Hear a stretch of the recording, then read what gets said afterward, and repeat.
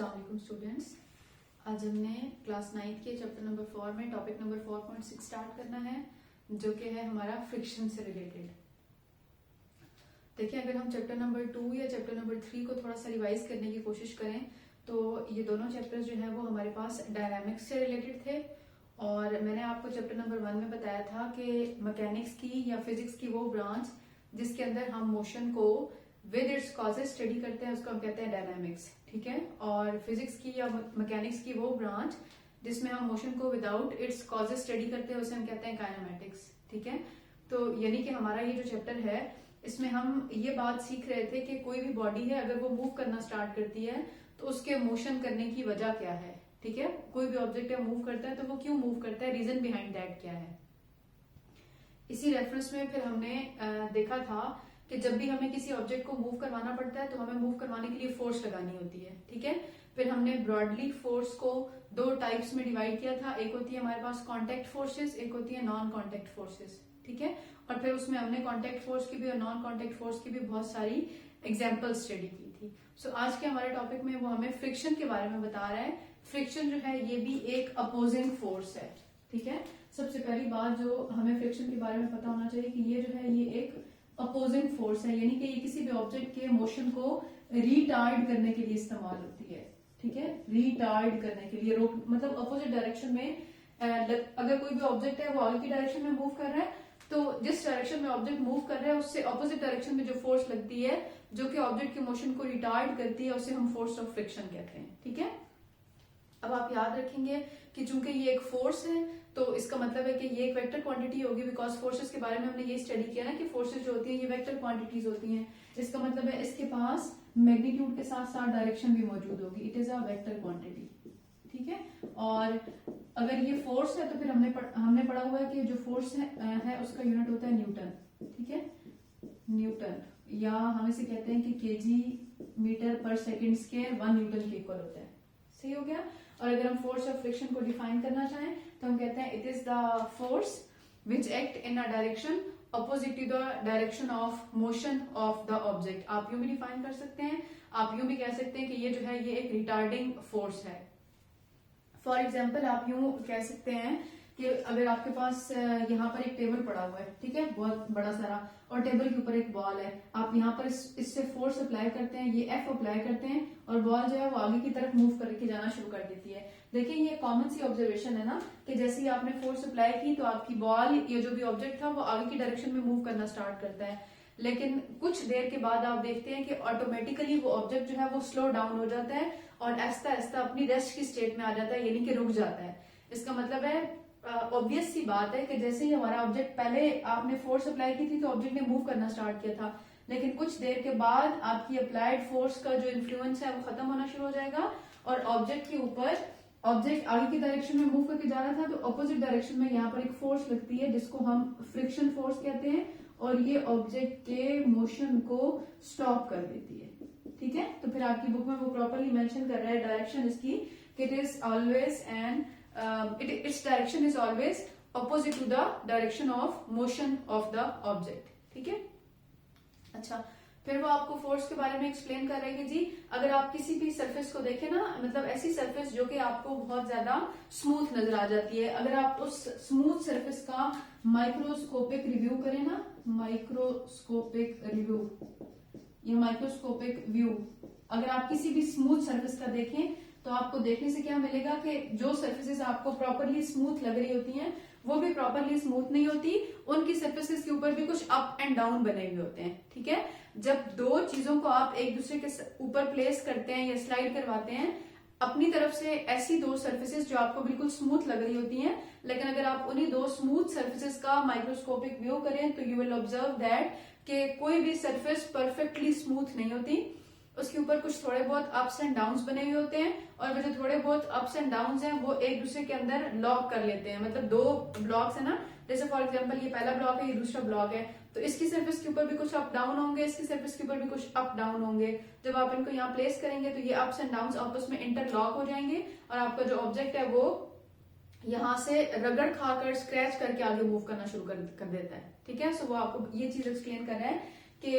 जो ऑब्जेक्ट आपको perfectly smooth नजर आ रहे होते हैं उनका अगर आप माइक्रोस्कोपिक व्यू करें तो यू विल ऑब्जर्व दैट कि कोई भी सरफेस परफेक्टली स्मूथ नहीं होती, it has some ups and downs, और वो अप्स एंड डाउन्स जब आपस में इंटरलॉक होते हैं तो वहां पे उसके रिजल्ट में वहां से जो है वो फ्रिक्शन आपको देखने को मिलती है। ठीक है, फिर वो हमारे पास इसी फ्रिक्शन वाले टॉपिक में हमें बता रहा है कि फ्रिक्शन की दो टाइप्स होती हैं, ठीक है। एक होती है हमारे पास स्लाइडिंग फ्रिक्शन और एक होती है हमारे पास रोलिंग फ्रिक्शन, और एक होती है स्लाइडिंग फ्रिक्शन। ठीक है, अच्छा, अब स्लाइडिंग फ्रिक्शन और रोलिंग फ्रिक्शन में फर्क क्या होता है कि अगर कोई भी ऑब्जेक्ट है ना वो स्लाइड कर रहा है तो हम कहेंगे कि उस ऑब्जेक्ट पर लगने वाली जो फ्रिक्शन है उसे हम कहेंगे स्लाइडिंग फ्रिक्शन है। जैसे फॉर एग्जांपल हमारे पास यूं इस तरह से कोई स्लोप सा बना हुआ है ना, ये इस तरह से एक स्लोप पाथ है, ठीक है, और आप जो है वो इस स्लोप पाथ के ऊपर एक सिलेंड्रिकल ऑब्जेक्ट को रखते हैं, ये हमारा जो है ये सिलेंड्रिकल ऑब्जेक्ट है, ठीक है। आप इसको जो है वो रखते हैं और ये ऑब्जेक्ट जो है वो नीचे की डायरेक्शन में स्लाइड करके आना शुरू हो जाता है, तो आगे की डायरेक्शन में हमारा ऑब्जेक्ट मूव कर रहा है और इसके मोशन से ऑपोजिट डायरेक्शन में यहाँ पर जो फोर्स लग रही होगी ना स्टूडेंट्स, उसे हम कहेंगे ये फ्रिक्शन है, और ये कौन सी फ्रिक्शन हो जाएगी आपके केस में ये बन जाएगी हमारे पास स्लाइडिंग फ्रिक्शन। ठीक हो गया। और रोलिंग फ्रिक्शन क्या होती है कि कोई भी रोल करने वाला जो ऑब्जेक्ट होता है ना उसके ऊपर लगने वाली जो फ्रिक्शन होती है उसको हम रोलिंग फ्रिक्शन कहते हैं। जैसे मैं आपको यही बात कह दूं कि इसी तरह से हमारे पास जो है वो एक स्मूथ मतलब रोड है और फिर यहाँ पर एक स्लोप बना हुआ है और यहाँ से जो है वो एक सिलेंड्रिकल ऑब्जेक्ट है, ये इस तरह से बॉल है और ये रोल करती हुई नीचे आ रही है, मतलब आगे भी मूव कर रही है और अपने सरफेस के गिर्द ये घूम भी रही है। इसका मतलब है आगे की डायरेक्शन में इस डायरेक्शन में ऑब्जेक्ट मूव कर रहा है और इस रिवर्स डायरेक्शन में यहाँ पर जो फोर्स लगेगी उसे हम फ्रिक्शन कहते हैं, और यहाँ पर हमारे पास कौन सी फ्रिक्शन अप्लाई हो रही होगी, यहाँ पे हमारे पास रोलिंग फ्रिक्शन अप्लाई हो रही होगी। ठीक है, सो नेक्स्ट आपकी बुक में आपको स्लाइडिंग फ्रिक्शन के बारे में एक्सप्लेन करेगा। स्लाइड करने वाले ऑब्जेक्ट पे जो अपोजिंग फोर्स लगती है जो कि उस ऑब्जेक्ट के मोशन को रिटार्ड कर रही होती है उसको हम स्लाइडिंग फ्रिक्शन कहते हैं। ठीक है, फिर यहाँ से पेपर में आपके पास बड़ा अच्छा शॉर्ट क्वेश्चन बनता है कि how brakes are applied to a vehicle, how brakes are applied to a vehicle. ठीक है, अब इसमें आपकी बुक में जो है वो बाइसिकल का एग्जांपल आपको दी हुई है, या बाइक की एग्जांपल आपको दी हुई है। ठीक है, तो आपको कह रहा है कि बाइक या बाइसिकल को ब्रेक अप्लाई करने का जो सिस्टम है वो ये होता है कि आप अपने हाथ से, वैसे तो हम ब्रेक अप्लाई करते हैं वो अपने हैंड से करते हैं ना, तो आपको बता रहा है कि आप अपने हैंड से जब लेवर को प्रेस करते हैं तो उस लेवर के साथ एक तार लगी होती है जो कि नीचे जाकर यूं बाइक का जो टायर होता है ना जिसके लिए उसने रिम का वर्ड इस्तेमाल किया वो केबल यहाँ पर आकर रिम के साथ अटैच होती है और रिम के साथ यहाँ पर आपने ब्रेक पैड लगाया होता है या ब्रेक पैडल लगाया होता है। ठीक है, अब होता क्या है कि जैसे ही आप अपने हाथ से उस लेवर को प्रेस करते हैं तो तार के जरिए से आपने जो फोर्स अप्लाई की होती है वो यहाँ पर मतलब इस ब्रेक पैडल पर लगती है और ब्रेक पैडल जो है वो दोनों तरफ से इस व्हील के साथ अटैच होना शुरू हो जाता है, फिक्स होना शुरू हो जाता है, और जब ये दोनों तरफ से इस व्हील के साथ अटैच होना शुरू होता है, ये फिक्स होना शुरू होता है, तो इसके नतीजे में थोड़ी दूर के बाद या थोड़ा सा फासला कवर करने के बाद आपका बाइक या बाइसिकल का जो टायर होता है वो स्टॉप हो जाता है। ठीक है, तो ये बड़ा इंपॉर्टेंट पेपर में आने वाला क्वेश्चन है और इसमें बात सिर्फ आपने यही याद करनी है कि आप अपने हैंड से ब्रेक अप्लाई करते हैं, अपने हैंड से लेवर को प्रेस करते हैं, वो एक केबल के थ्रू ब्रेक पैडल के साथ अटैच होते हैं। ब्रेक पैडल पर जब वो आपने फोर्स अप्लाई की होती है वो वायर के थ्रू जो ब्रेक पैडल पर आती है तो दोनों तरफ से वो ब्रेक पैडल चूंकि रिम के साथ अटैच होता है तो वो उसके साथ फिक्स अप होने की कोशिश करता है या उसके बिल्कुल साथ अटैच हो जाता है, और जिसके नतीजे में थोड़ा दूर या 1-2 सेकंड के फासले के बाद आपकी जो बाइक का टायर है वो प्रॉपरली स्टॉप हुआ हुआ आपको देखने को मिलता है। ठीक है, सो ये हमारा एक छोटा सा थियोरेटिकल सा टॉपिक था, पहले मैंने आपको एक्सप्लेन कर दिया, अब हम जो है वो इसको आपकी बुक से रीड कर लेते हैं कि आपकी बुक इसके बारे में क्या कहती है। सो स्टूडेंट्स, आपकी बुक का पेज नंबर 100 है और वहां पर लिखा हुआ है कि friction is the resistance to the relative motion that occur whenever two materials are in contact with each other whether they are solid, liquid और गैसेस। तो अगर आप प्रॉपर डेफिनेशन लिखना चाहते हैं तो आपकी बुक में लिखी हुई है कि फ्रिक्शन जो है वो एक फोर्स है जो कि रेजिस्टिव फोर्स है। ठीक है, जो किसी भी ऐसे दो ऑब्जेक्ट के अंदर एग्जिस्ट करती है जो दो ऑब्जेक्ट आपस में कांटेक्ट में होते हैं और ये जो है वो सॉलिड, लिक्विड या गैसेस मैटर की किसी भी स्टेट में एक्ट कर सकती है। कह रहा है it is a force that is a vector quantity and has unit of Newton. मैंने आपको बताया कि फोर्स है तो वेक्टर क्वांटिटी और न्यूटन इसका यूनिट होता है। ठीक है,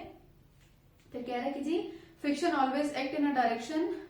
to oppose motion if you push a solid block along a floor to the right, the force of friction on the block will be towards left. तो मैंने आपको बताया कि अगर कोई बॉल है वो राइट पर मूव कर रही है तो इस बॉल की जो मोशन की डायरेक्शन है उससे अपोजिट डायरेक्शन में जो फोर्स लगेगी उसको हम स्टूडेंट्स फोर्स ऑफ फ्रिक्शन कहते हैं, ठीक है। When an object fall down through air, the force of friction, air resistance act upward. तो बात बिल्कुल इसी तरह से है कि अगर हम किसी फ्री फॉल ऑब्जेक्ट की बात करें ना, जैसे फॉर एग्जांपल हमारे हाथ में एक बॉल है और आप उस बॉल को नीचे की डायरेक्शन में फेंकते हैं, तो वो कह रहे हैं कि बॉल नीचे की डायरेक्शन में मूव कर रही है तो अपवर्ड डायरेक्शन में यहाँ पर जो फोर्स लगती है उसको हम फ्रिक्शन कहते हैं। और एयर में चूंकि ये फोर्स लग रही है तो फिर हम उसको एयर रेजिस्टेंस या ड्रैग फोर्स का नाम भी दे रहे होते हैं, ठीक है।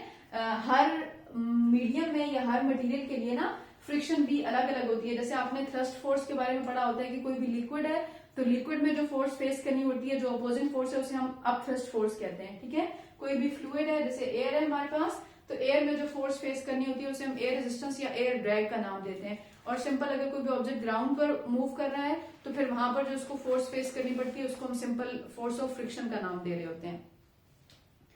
फिर कह रहा है कि जी माइक्रोस्कोपिक डिस्क्रिप्शन में कि every surface is rough, even surfaces that appear to be highly polished can actually look quite rough when examined under microscope. के मतलब कोई भी परफेक्टली स्मूथ दिखने वाली सर्फेस का अगर आप माइक्रोस्कोपिक व्यू करते हैं तो आपको देखने को मिलता है कि उसमें कुछ न कुछ रफनेस मौजूद थी। There is no such thing as a perfectly flat surface as the result of two surfaces that are touching are not really touching across entire area that appears to be touching.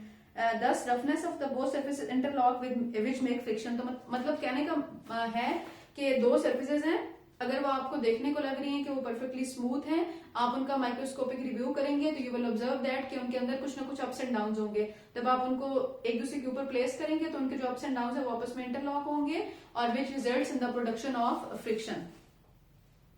फिर कह रहे हैं कि sliding friction is the resistance created by two object when sliding against each other. It is the sliding friction between the brake pedal and our brake rim that slow the rolling wheel so we can stop our bike in the time। तो मतलब sliding friction की definition बता रहा है और इसकी practical application आपको brake pedal या ब्रेक रिम में देखने को मिलती है। फिर ये जो मैंने आपको क्वेश्चन बताया ना कि how brakes are applied to a vehicle, जिसमें बाइसिकल या बाइक है, तो फिगर नंबर 4.16 के साथ जो पैराग्राफ है इसमें इसका आंसर उसने आपको बताया हुआ है। कह रहा है कि जी rim brakes are the most effective and most popular bicycle brakes as they provide adequate braking power without too much maintenance. तो मतलब ये एक अच्छा सिस्टम है जो कि बहुत ज्यादा मेंटेनेंस, मतलब अगर आप नहीं भी करें तो भी बाइक को ब्रेक अप्लाई करने के लिए इस्तेमाल होता है। They are controlled by hand lever which are attach to the actual brake by a cable. When the rider pull on the brake lever, a cable attached to it move the two pads one on each side of the rim। तो brake pad कहें या brake pedal कहें, मतलब आपकी book में brake pad का नाम लिखा हुआ है कि ये जो है ये रिम के दोनों साइड पर अटैच होता है। And these pads attach to the brake लेदर press against the rim causing the wheel to slow down due to the friction. तो फ्रिक्शन की वजह से कुछ देर के बाद जो है वो आपका व्हील कुछ आगे जाकर कुछ सेकंड्स के बाद जो है वो अपने मोशन को रोक देता है, यानी कि अपनी रेस्ट की स्टेट में आ जाता है, ठीक है। ये जो क्वेश्चन है ये अब से पहले जो 9th क्लास की बुक थी उसमें भी गिवन था, अब की एक्सरसाइज में भी गिवन है, तो पेपर के हवाले से ये काफी इंपॉर्टेंट क्वेश्चन है, ठीक है। आज का टॉपिक हमारा यहाँ पे वाइंड अप होता है। नेक्स्ट लेक्चर में इंशाल्लाह ये जो हमारा फ्रिक्शन वाला टॉपिक है ये काफी लेंथी है, तो नेक्स्ट लेक्चर में इंशाल्लाह हम फ्रिक्शन के एडवांटेज डिसएडवांटेज और जो इसमें एक हमारी टाइप रह गई है रोलिंग फ्रिक्शन, उस पर हम जो है वो डिटेल में बात करेंगे।